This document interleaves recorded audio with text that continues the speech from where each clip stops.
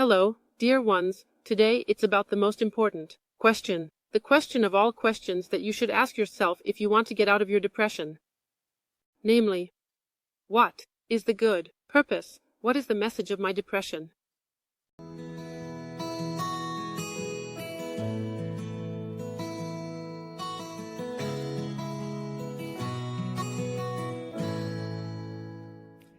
A warm welcome to Soul Tapping. Today, I have brought you 10 different questions that I would like to ask you so that you can get some suggestions and perhaps get an idea of what the message behind your depression might be. Because the most important thing, if we want to get out of depression, is not just to ensure that the symptoms disappear again by taking pills or whatever, but to really get to the bottom of it all. Every illness, fundamentally it doesn't matter whether it's depression, or perhaps physical illnesses, every illness always contains a spiritual message. There is a reason why you became depressed. It's not a coincidence, it didn't just fall from the sky. And when you recognize the good sense, that is, when you dare to let in the messenger who is standing at the door and knocking, then the symptoms can also disappear again. But not. You don't do it to make the symptoms go away, but so that something fundamental can change in your life. So, depression is an invitation to change, to further develop your soul. And it's quite helpful to simply ask yourself a few questions in different directions about what the reason for your depression might be. And because from that, the answer also emerges on how you can get out of it again. Therefore, I suggest that you simply sit down calmly, really take a little time for it, close your eyes, breathe a bit, come to rest, and then just feel inward. With all 10 questions that I ask you, it might be that they apply to you. And maybe you'll already start to get a sense of what it might be about for you. It could also be that multiple questions apply, but just see what it does to you when I ask you these questions. Okay, question number 1 is a very important question. Why is your battery empty? When you're in depression, whether you call it depression or burnout, or maybe even anxiety disorders, with anxiety disorders it's basically the same. That one is completely exhausted mentally and emotionally. The nervous system is completely overstimulated. The battery is empty and you should now ask yourself, what have I been overwhelming myself with for a long time? Why is my life so exhausting? So, what exactly is it that drains so much of my energy? It could be, for example, that you've set your priorities incorrectly. For instance, that up until now, it has always been a top priority for you to perform, to function, to be there for other people, to climb the career ladder, to earn a lot of money. Sacrificing yourself for others and so on, always putting yourself last. If that has been your priority until now, then that's why your energy is depleted. Because you can't keep that up for long, at some point it just doesn't work anymore. And you can start asking yourself these questions now, because this is something that affects a lot of people, that they are so worn out because, for example, they constantly follow old patterns that are simply terribly exhausting. So really, always putting yourself last and doing things even though you're actually exhausted, maybe because you can't say no or something like that, drains your energy. Question number 2. How well are you in touch with yourself? This is about, what is the state of your self-awareness? So, how well are you centered? Do you actually know your truth? Do you know who you really are? If I were to ask you now, who are you, you would probably tell me a name, an age, and a profession, but that's not what I mean. Who are you really? So if you've never dealt with this, it might be that your depression is trying to tell you to do it, to take care of feeling into yourself. What does your inner voice say? What does your intuition advise you? We are not used to it. We are not used to listening to the inner voice, because the outside world always takes up so much space and is always so loud. But you can only hear the inner voice if you take the time to sit down and go into silence. close your eyes, pose the question, openly, into the space, and wait to see what answer comes. For example, finding out what your heart's desires are. What do you actually want? Not what you think others want, what you should do to, I don't know, make a good impression, be popular, and not be rejected or something like that. So, where are your boundaries? Do you know where your boundaries are? That also has to do with saying no. Or do you know what your basic needs are? Maybe you are highly sensitive and you have a need for a lot of peace and quiet. But you haven't yet discovered that you are highly sensitive and still believe you have to accomplish everything by the same standards as everyone else. Then you should find out, who are you? Are you perhaps a highly sensitive person and simply have a greater need for peace, for saying stop, for saying no, and for rest? There are many people who are affected by this, so tune in. The third question: can you love and accept yourself as you are? Self-love is the theme of depression, or rather the lack of self-love. So, with all the different reasons, causes, courses, and other aspects of depression, it basically comes down to this. It's always this one thing that everything traces back to. If you don't love yourself, if you are hard on yourself, if you demand too much from yourself, if you are always chasing self-imposed high standards that you can't possibly meet, then you have a high risk of becoming depressed. So, ask yourself, for example, how do you speak to yourself? Internally. Do you speak kindly, understandingly, lovingly, respectfully to yourself? Or are you constantly strict and scolding yourself and complaining about yourself in the back of your mind? Always that voice. Damn it, that shouldn't have happened to me. I mustn't make mistakes, and so on. Also, saying no, setting boundaries, you do that when you love yourself. Then you do it automatically. Then you would never want to put yourself through the ordeal of crossing your own boundaries. So, for example, how do you feel about your body? The body also plays a big role. A lot of people, primarily women, but also men, reject their bodies. This is something that is very exhausting and makes you unhappy. Your body is the gift you have received to be here in the world, to navigate through this world. And it is not a machine. It is a living, feeling being that has consciousness. You can talk to your body. And if you have negative thoughts internally, and you reject your body because you believe it doesn't look the way it should, or it no longer functions the way it should, and you are angry at your body, it hears that.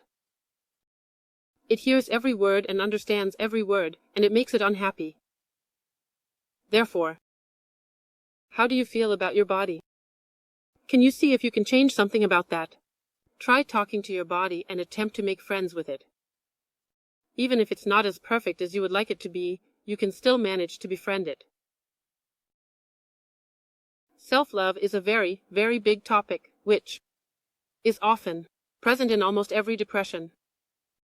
If you can't do that, then you behave in a way that makes you sick. So forgive yourself for your mistakes, forgive your imperfections, and be as you are. That's when you're the most likable anyway. Okay, question number 4, what false beliefs are blocking you and your happiness? Beliefs are a very big topic. Become aware of the sentences within you that you hold on to, which lead to such a terribly exhausting life. For example, sentences that start with I must be perfect, I must achieve this, I must achieve that too, I must be there for others. Or, I'm not allowed to, everything you deny yourself. I must not be lazy. That's why I can't rest. And so on. I must not disappoint anyone. I must not hurt anyone. I must never allow anyone to be mad at me.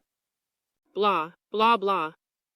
All these beliefs that we have stored, which aren't actually true, you should check them. So, maybe it's simple. Maybe it's just that your depression wants to tell you, look at what you think about yourself. Look at what you're doing to yourself with your strange beliefs. Become aware of them. As long as they are in the subconscious, it's difficult to change them. So become aware of them, really sit down and observe what you think about yourself and what you feel about yourself. And this also includes, what are you supposed to learn? So what is the task? Maybe the cause of your depression is that you have something specific to learn here. For example, to stand up for yourself, to express your opinion, or to stand by it. Or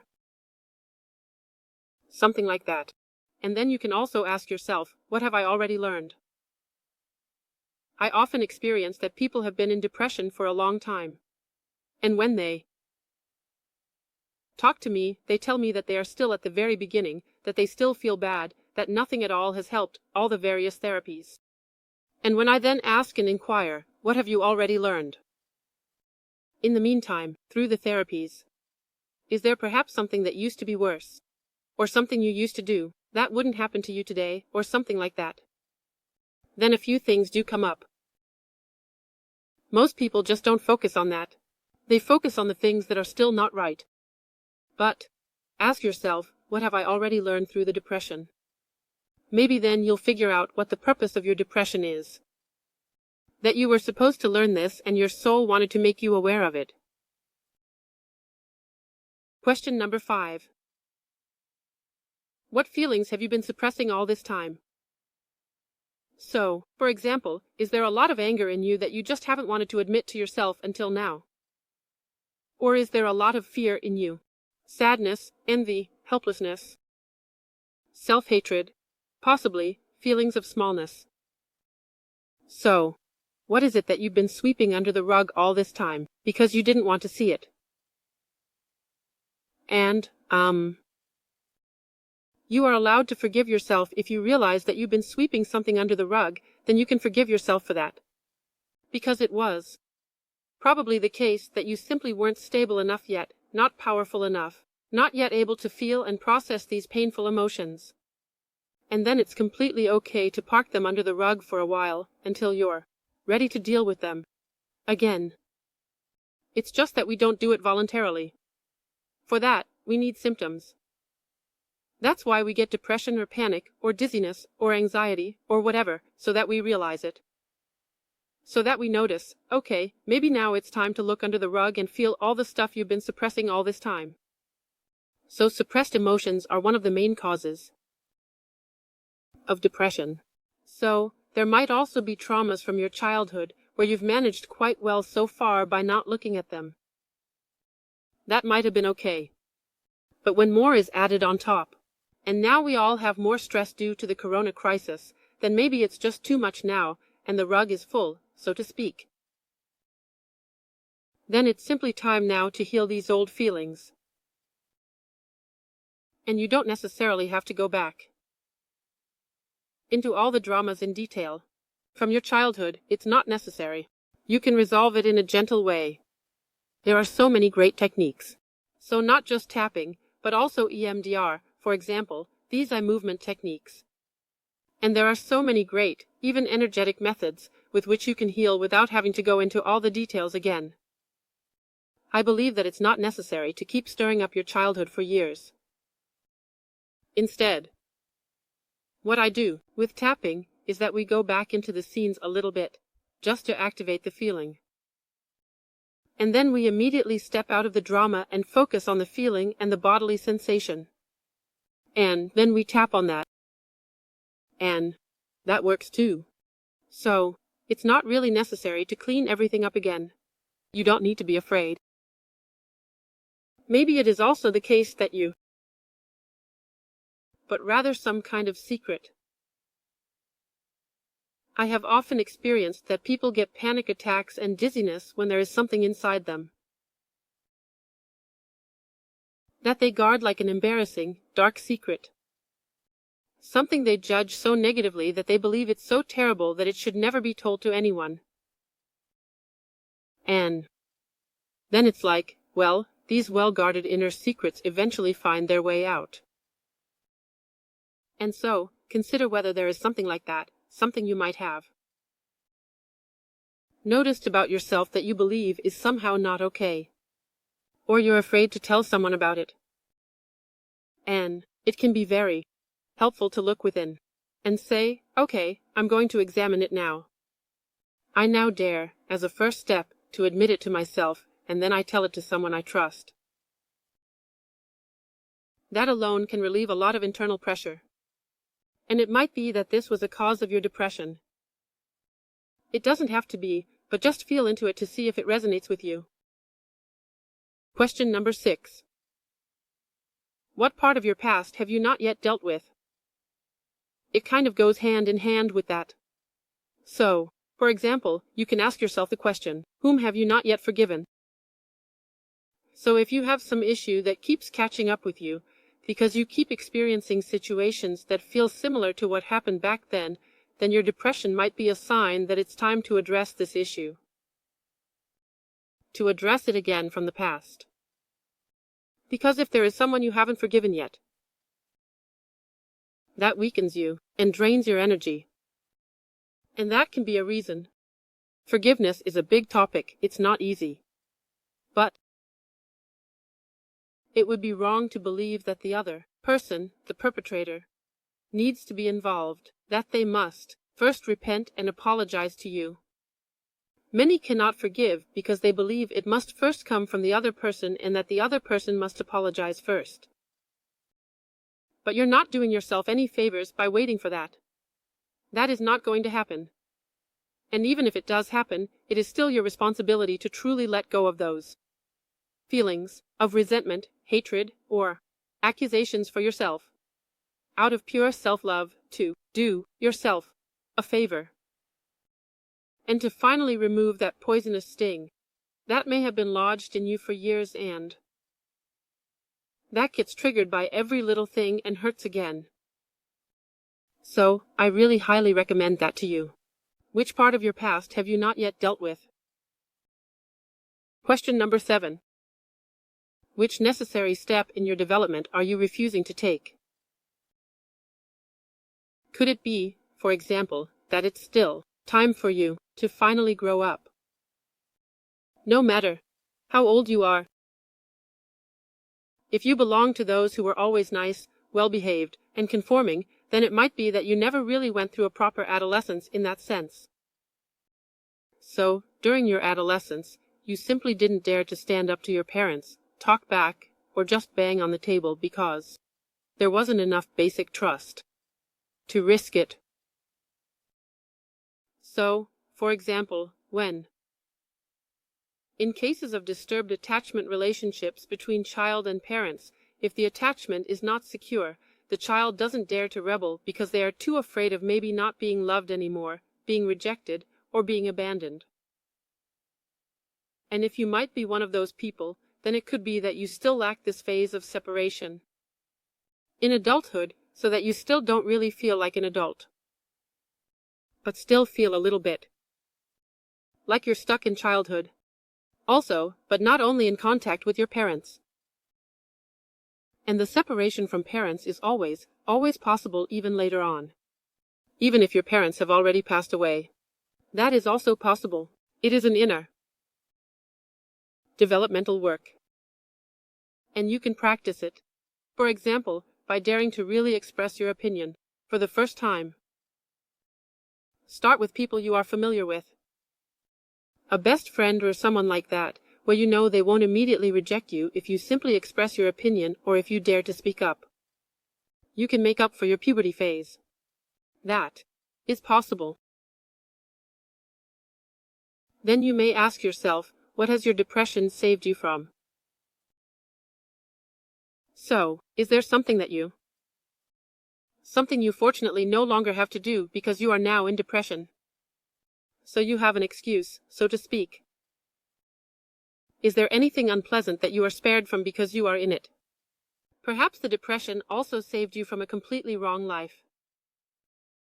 If you were in the wrong profession and simply didn't dare to quit the job because you didn't have a new one and no perspective, and you kept going until you got sick, then your depression saved you from that. Because you wouldn't have managed to make the leap on your own. That happens often. So just observe yourself for a moment.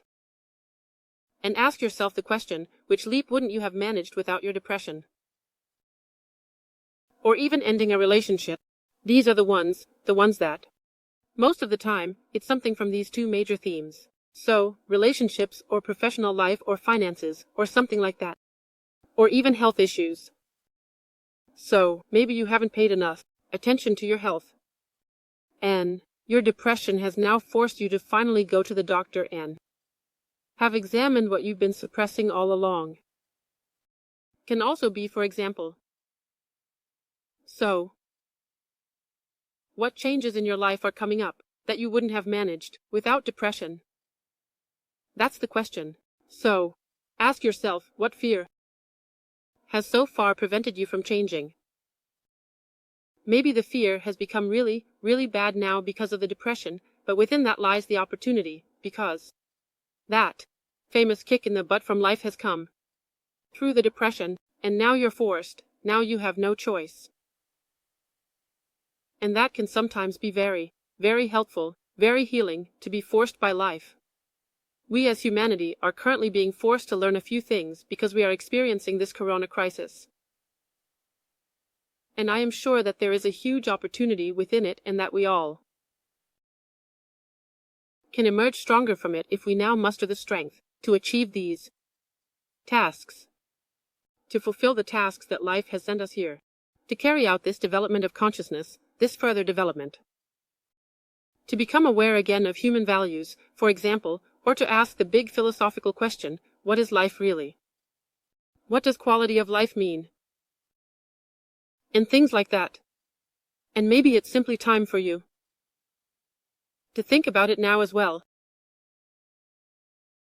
Question 9 is, which side of yourself have you lived out too little? That means we all have different personality parts. For example, each of us has a masculine and a feminine side, completely independent of our gender. It's about everyone has an active, doer side, that wants to move forward, that strives for life. And everyone also has a feminine, receptive side. So, to also take a rest. The giving in and the doing, so to speak. And it could be, for example, that you have lived one of these two sides very dominantly, until now, and not the other, at all. And that could be a reason why your soul might now be saying, okay, that's enough, we have an imbalance here. The personality parts are no longer in harmony with each other, but this imbalance now wants to be balanced out. That means, if you have always been the doer, for example, even as a woman, there are many women who are like that. For example, single mothers who have learned to always push through.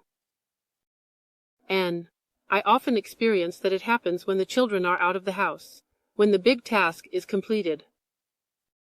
And this doer is now sitting alone at home and has no more tasks, and thinks, why am I even still here? Then you fall into a kind of hole. And then, it might just be about reviving the feminine side. And now focusing on that and saying, now I don't need to be a doer anymore.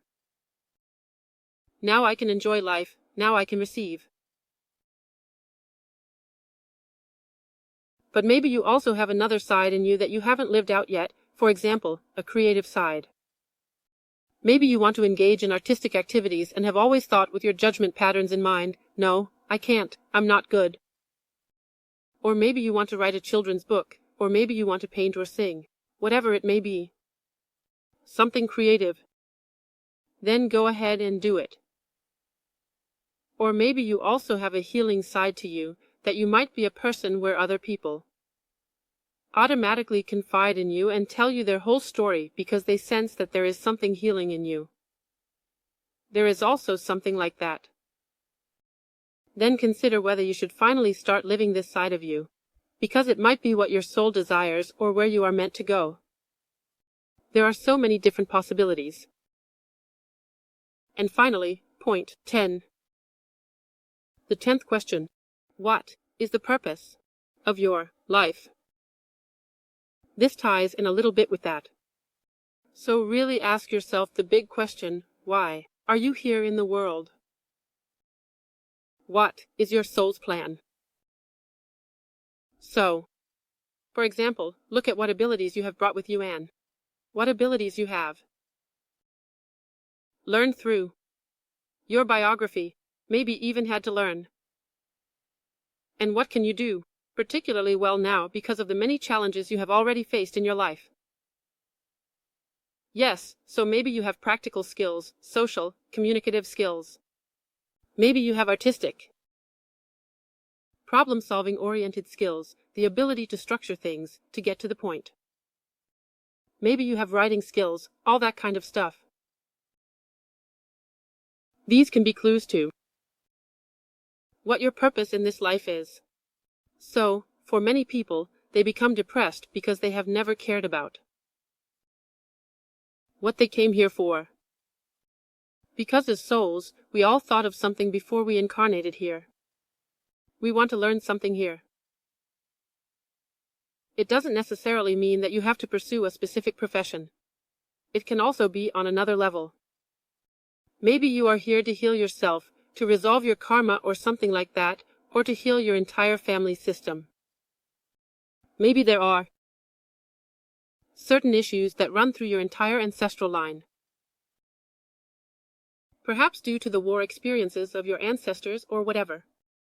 And now you're simply here to resolve and heal the whole thing, so that this chain is broken and your children no longer have to deal with the issue. It could also be that this is simply one of the tasks you came here with. And maybe that's why you're so highly sensitive, so empathetic, or have other special abilities that you might not have noticed until now, or whose advantages you haven't seen yet. Maybe you've always only seen it as a disadvantage that you're sensitive. But it can also have great advantages. This is just an example. So, this whole topic, spirituality, if you have completely excluded it from your life so far, then it might be the very reason why you are now in depression. Because we humans are spiritual beings, we are spiritual entities, and we cannot completely exclude this topic. And that's why I can only advise you to also ask yourself questions of faith. What do you believe in? So, is there a higher power? Is there a higher purpose? Really ask yourself these big questions. I don't know if it's possible. Maybe it's possible to leave out the whole topic completely and still become completely healthy and happy. But I believe that this is a very important dimension that you really need in your life to be truly happy when the meaning of all this becomes clear to you. And because without meaning, you might find yourself asking in the morning, why should I get up now? So, we all need a purpose. And there is a great purpose, a higher purpose. I am convinced of that. And that's why just check. Could it be that this is the message from your soul, that you should take care of it? And maybe read some relevant books or watch some relevant videos or just engage with this topic. For me, it was that I automatically came across the topic. Because, in literature, it is very strongly linked to the topic of healing. I spent a lot of time dealing with the topic of alternative healing, and thus automatically stumbled upon spiritual topics because they are very closely connected. And maybe it's the same for you. So, I know that many of my clients and also many in the comments are already really on the path to delving into spiritual literature. And that is something that truly expands whole new horizons. That expands us by an entire dimension. And it's about the further development of the soul and the awakening of consciousness, on the path out of depression. I believe it's difficult without that. And that's why this would be my 10th and almost most important point. Take care of finding the meaning of your life if you haven't found it yet. Okay, that was another long video. If it was too much for you, just check back in between, rewind, and feel into each individual point to see if you resonate with it and if it might be one of the reasons why you are on this path now. I don't want to say you have this problem. You don't have a problem, but rather you are on a path. And walk this path. It will be so worth it in the end, I'm telling you. Okay, my dears, as always, feel free to like my video, subscribe to my channel, or join my Facebook group titled Love Yourself, because you are wonderful. Take care. Goodbye.